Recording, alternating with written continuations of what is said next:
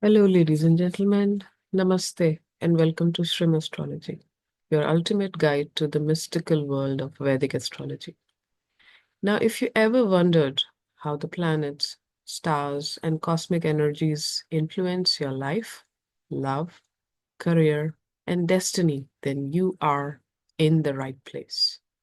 On this channel, we bring you detailed astrology, insights, planetary transits, personalized horoscopes, and powerful remedies to align your life with the cosmic vibrations. Now, the new videos are generally uploaded twice a week, Wednesdays and Saturdays. So make sure to hit the subscribe button and turn on the bell notifications so you never miss out on the divine wisdom. Also, drop a comment below and let me know your zodiac sign, that is your Rashi, and any astrological topics that you would like to learn about. Now, let's unlock the secrets of the universe together. Now, today, what we are going to do is we'll be studying about houses and Rashis. So, let's begin. Now, each house represents a specific area of life. Generally, there are 12 houses in a Kundli, in a horoscope, and each house represents a specific area. For example, first house, which is also called the ascendant, or in Hindi, we call it Lagna, which means self, your personality. And it signifies your physical appearance, your identity, your health, personal approach to life, and other bits. The second house is also called the house of wealth and family. Yeah, which means it signifies the speech, the way you speak, food habits, your financial status. When we say financial status, it means your savings, not the gain, not what you earn, but what you save. That financials or that level of wealth is looked after by the second house. Your profession and the values that you carry in this life is all seen from the second house. We're moving on to the third house. What is third house? Third house is majorly to look about siblings and the courage. So, small siblings, younger siblings, how much courage will you have? Your neighbors, your communication style, short travels, self efforts, entrepreneurship, all these are things that are seen from the third house. Moving on to the fourth house. What is fourth house? Fourth house means home and mother. From fourth house, we can see how would your home environment be, how would your mother be. So we can talk and speak about or predict about property, home, real estate, mother, emotions, inner peace, the quality and the quantity of the land that you own, and things like those from the fourth house. What is fifth house? Fifth house is creativity in children, which means we can talk about or look at the chart from the perspective of how intelligent you are, what is the education level, what type of romance, what type of children, what type of speculation, things like stock market, things like um, investing in bitcoins, investing in any type of cryptocurrency, or doing speculations could be seen from the fifth house. Fifth house is also about creativity, which means if you have any hobbies, right, will you be able to earn from those hobbies? Fifth house is basically all the past punya that has been accumulated from past lives that you're going to reap the results in this life. You get benefits from that in this life. Fifth house is where you want to see yourself shining. Like, what does your soul want? Where do you want to shine? It's probably because you've already shined in that area in the past life. And you want to repeat that because that's your past life punya. Yeah. Sixth house. Sixth house talks about enemies and health. It is Rid, Rogue, and Shatru, which means we can talk about what type of diseases, what type of debt, enemies, competition, services, and daily routine you're going to have in this life. Yeah. Seventh house. Seventh house talks about marriages and partnerships. When I say partnership, it need not be only a marriage partnership, but it could also be your business partnership, any other type of partnership that you're into.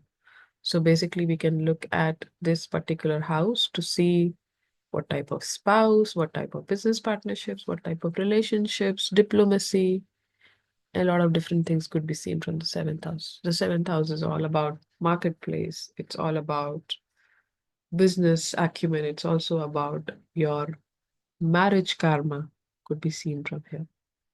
Now, moving on to the eighth house. What is the eighth house? People are scared of eighth house generally. Eighth house means mysticism and transformation. Eighth house generally signifies death, rebirth, hidden knowledge, secret, inheritance, sudden events.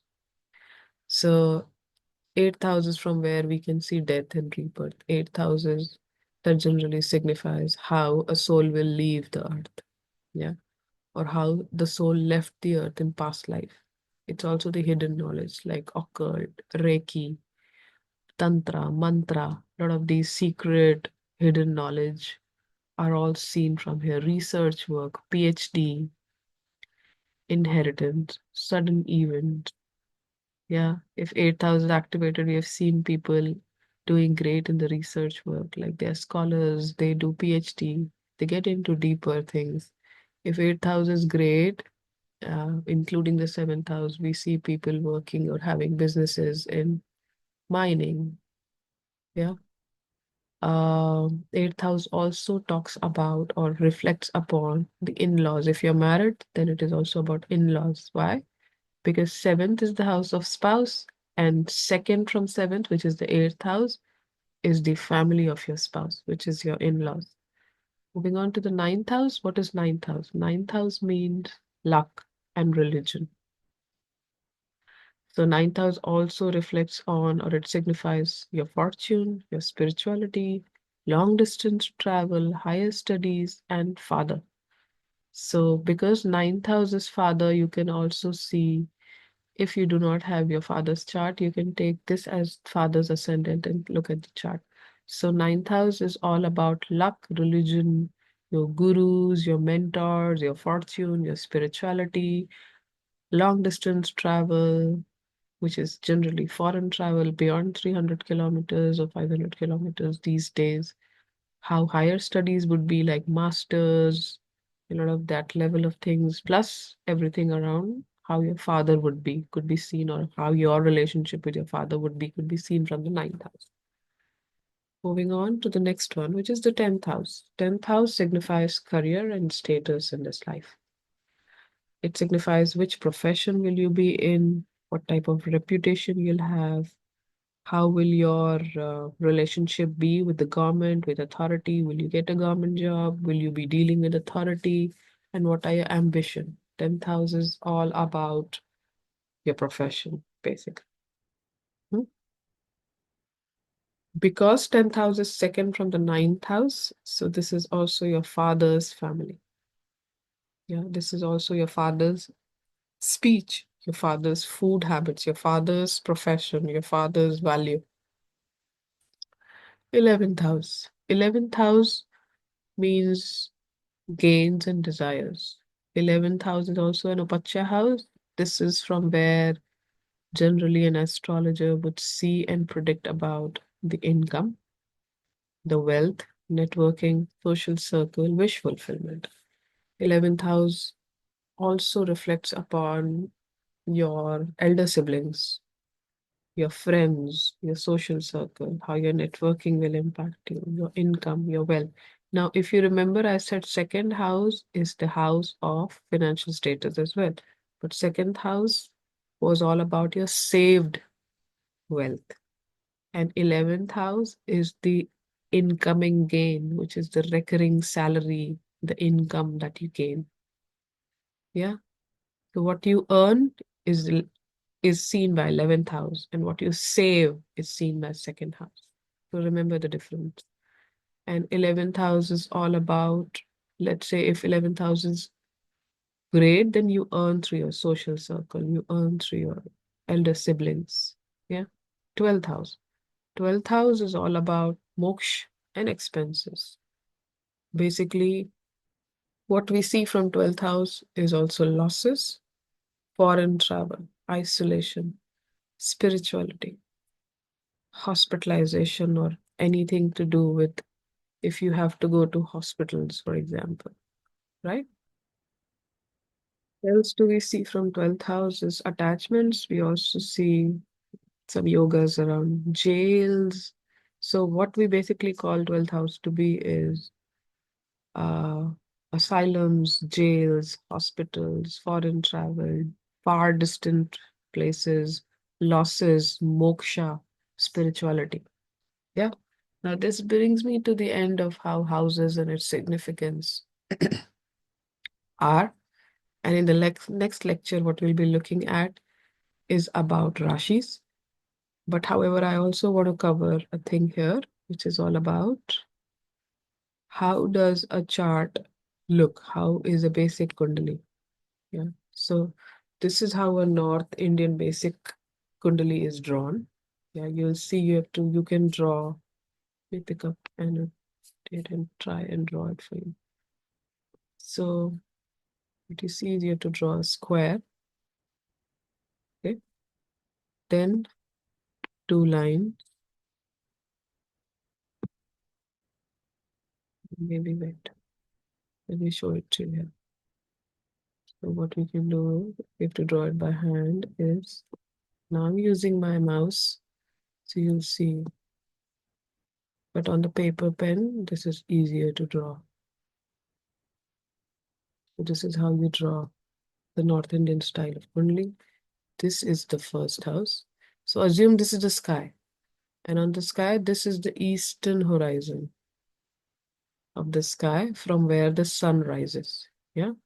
This is the western horizon where the sun sets. This is the midday position of the sun, and this is the midnight position of the sun. Okay. Now let's say if people, first I'll talk about houses. So this is the first house. This is the second house. This is the third house. Here's the fourth house. This is the fifth house. This is the sixth house. This is the seventh house. This is the eighth house. This is the ninth house of spirituality and father. This is the 10th house of career and profession. This is the 11th house of games. This is the 12th house of jails, far distance travel, asylums, moksha. Yeah. Now, what I'm trying to tell you is, let's say if somebody is born midnight, so they are most likely to have sun in the fourth house. But we'll talk about planets in the next lecture. However, this lecture, let's focus on how to see a chart in terms of what are the houses, what is the significance of the house, how to draw a chart, and how to see which house is what. So, for example, if I have to see how will the health of the mother be, we will be seeing the fourth house for mother. For father, we are going to see the ninth house. For career, 10th house. For self health, for your own health, your own physical look, it's going to be the first house.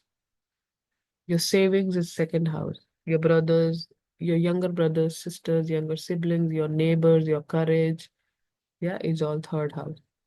Fifth house is your children, your first child. Fifth house is your hobbies. Fifth house is your past life, punya.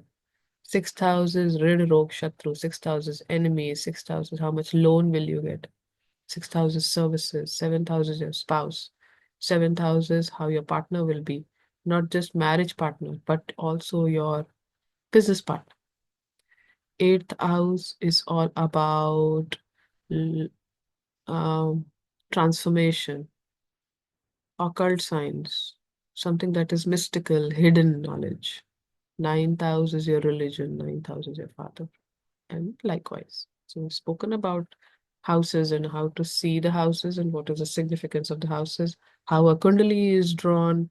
Plus, we also learned about the position of sun in the eastern horizon, western horizon, midnight position in the midday position. Yeah. I'm going to clean this up quickly so that you can also look at the slide properly. With this, I will end the session. Yeah, and we'll be talking about the signs in the next lecture, which is how to see a sign. Like Aries, Pisces, Virgo, and different signs is what we're going to be talking about in the next lecture. Okay, I will stop the annotation. But thank you so much for watching and joining us today. If you found this video insightful, don't forget to like and share it with others who might also benefit from this knowledge. Don't forget to subscribe to Shreem Astrology for more deep Vedic insights, predictions, and astrological remedies. Also, turn on the bell notification icon so you never miss an important planetary update. If you would like to reach us or talk about anything, if you would like to contact me for looking at your chart, right, please reach out to me on shrimastrology12@gmail.com. Yeah, I will very soon be floating my mobile number. Thank you so much. Namaste.